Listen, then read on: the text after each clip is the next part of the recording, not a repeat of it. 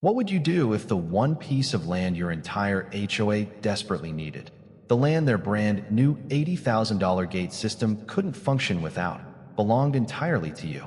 Not the HOA, not the neighborhood. You, every square inch of it. Let me tell you exactly how that happened. For years, I told myself to ignore it. Told myself it wasn't worth the stress, wasn't worth the arguments, wasn't worth the certified letters that kept showing up in my mailbox like clockwork. The Maplewood Ridge Homeowners Association had made it their personal mission to remind me, at every possible opportunity, that they were watching. And they were watching closely.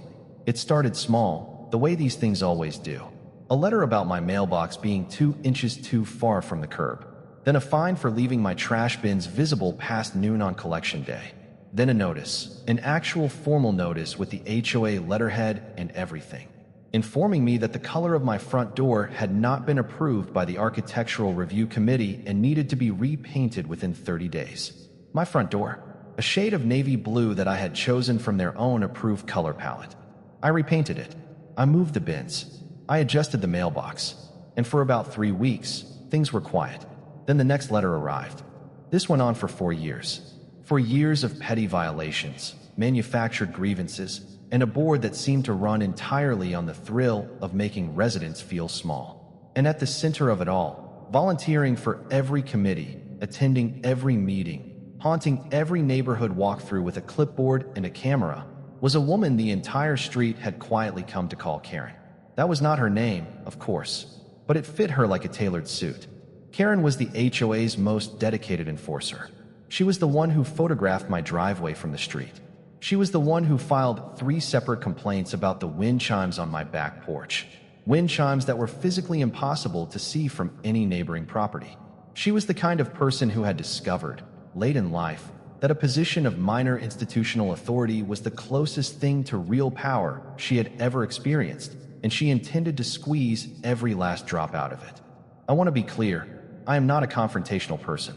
I am not someone who looks for trouble or engineers drama for the fun of it. But I am the kind of person who, when pushed far enough, becomes very, very methodical. It started with a boundary dispute about a retaining wall on the eastern edge of my property.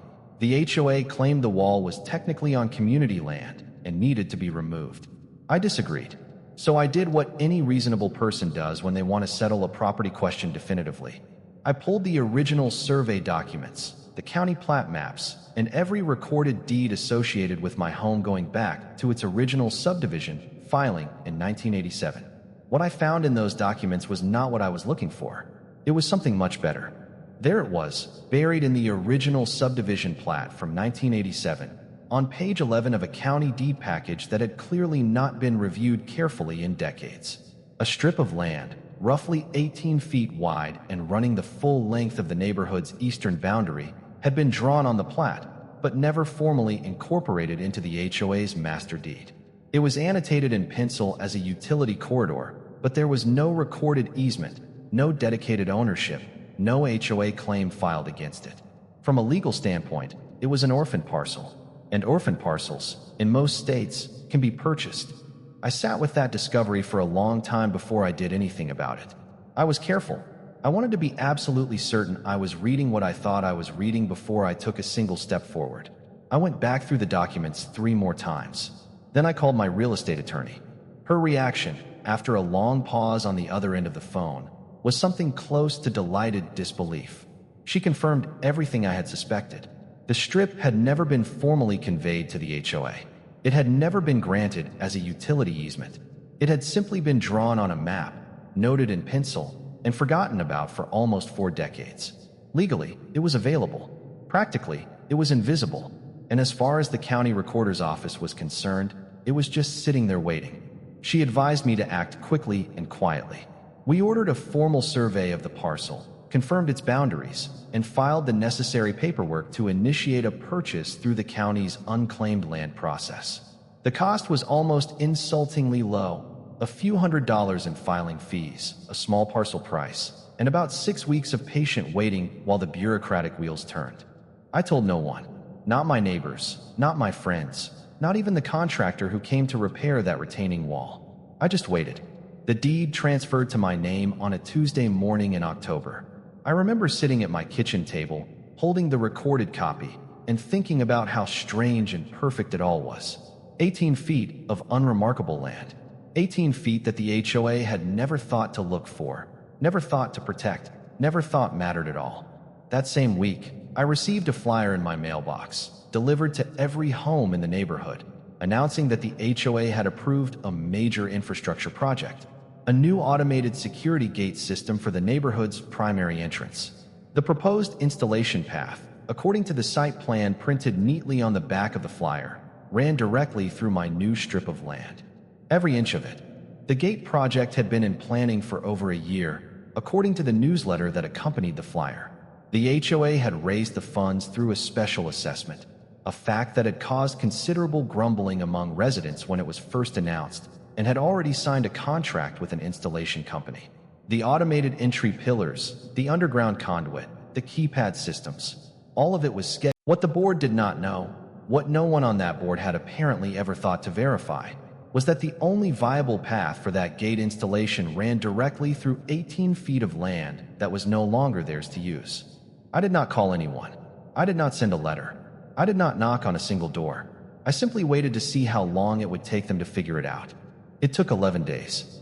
On a cold Wednesday morning, I looked out my kitchen window and saw a woman standing at the edge of my property with a clipboard, a measuring tape, and an expression of supreme self-assurance that I recognized immediately.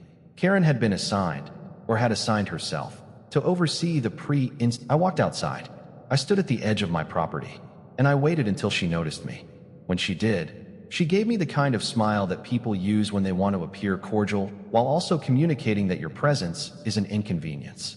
She informed me, in the efficient tone of someone reading from a script, that the HOA was conducting a routine survey of the community's eastern corridor in preparation for the gate project, and that she just needed me to stay clear of the work area for the next few hours. I told her, calmly and without any particular drama, that the area she was surveying was not community property.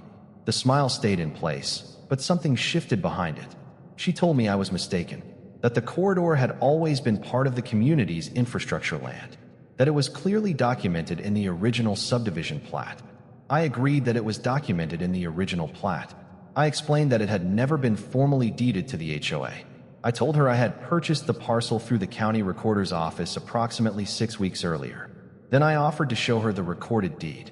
What happened next was a masterclass in the specific kind of disbelief that only comes when someone has been completely certain of something for a very long time and discovers, without warning, that they were completely wrong. Karen stared at the document I handed her. She read it once. Then she read it again. Then she looked at the survey stakes her assistant had just placed in what was, legally, my ground. She told me there had to be a mistake. I told her there was no mistake. She told me the HOA's attorney would be in touch. I told her I looked forward to it. The HOA's response came in layers, each one slightly more desperate than the last. First, there was a letter from their property management company asserting that the parcel had always been understood to be common area land and requesting that I voluntarily execute a quitclaim deed, returning it to the association. I did not respond. Then there was a letter from the HOA's attorney making the same argument with more legal formatting and a less polite tone. I forwarded it to my own attorney, who replied with a 6-page letter cataloging the precise chain of title, the county's unclaimed land process we had followed, and the complete absence of any HOA claim ever filed on the parcel. Then there was an emergency board meeting. I know because 3 different neighbors called to tell me about it, at which the board apparently spent 2 hours trying to identify a legal strategy that did not exist. 3 weeks after Karen had first appeared on my property with her clipboard, I received a phone call from the HOA board president. His voice had the careful, measured quality of a man who had recently been informed by his attorney that he had no leverage and needed to behave accordingly. He asked whether I would be willing to meet to discuss a possible resolution. I said yes. I had been waiting for exactly this conversation. We met at the HOA's management office, a small suite in a commercial building about 2 miles from the neighborhood. The board president was there, along with 2 other board members and the association's attorney. My attorney sat beside me. I had brought a folder. I explained my terms. They were not punitive. They were not cruel. But they were non-negotiable. First, the HOA would formally vacate every outstanding fine on my account, all 4 years of them, and issue a written confirmation that my property was in full compliance. Second, the board president would send a written letter of acknowledgement to all homeowners confirming that the previous enforcement actions against my property had been conducted improperly. Third, the HOA bylaws would be formally amended to require independent review of any fine over $200 before it could be issued to a resident. In exchange, I would grant the HOA a permanent, recorded easement over the 18-foot strip, sufficient for the gate installation to proceed exactly as planned. The attorney tried, once, to negotiate the terms down. I let him finish and then explained, very calmly, that the gate project was on a hard contractual timeline, that the installation company would begin charging delay penalties in 18 days, and that I was entirely comfortable waiting. The room went quiet. They accepted every term. The gate was installed the following month, exactly on schedule. The fines were vacated. The letter went out to homeowners. The bylaw amendment passed at the next general meeting, with a majority of residents voting in favor once they understood what had been happening. Karen resigned from the Architectural Review Committee in January. By March, she had declined to seek re-election to the board. I do not know where she directs her energy now. I hope it is somewhere that brings her genuine satisfaction, somewhere far from other people's mailboxes and wind chimes and front door colors. My navy blue door still looks exactly the way I want it to look. My wind chimes still ring on warm evenings. And every single time I hear the quiet mechanical hum of that neighborhood, gates swinging open, running on easement land that belongs to me, I feel something that is very close to peace. Sometimes the best revenge is not loud. Sometimes it is patient and precise and perfectly legal. And sometimes it is 18 feet wide.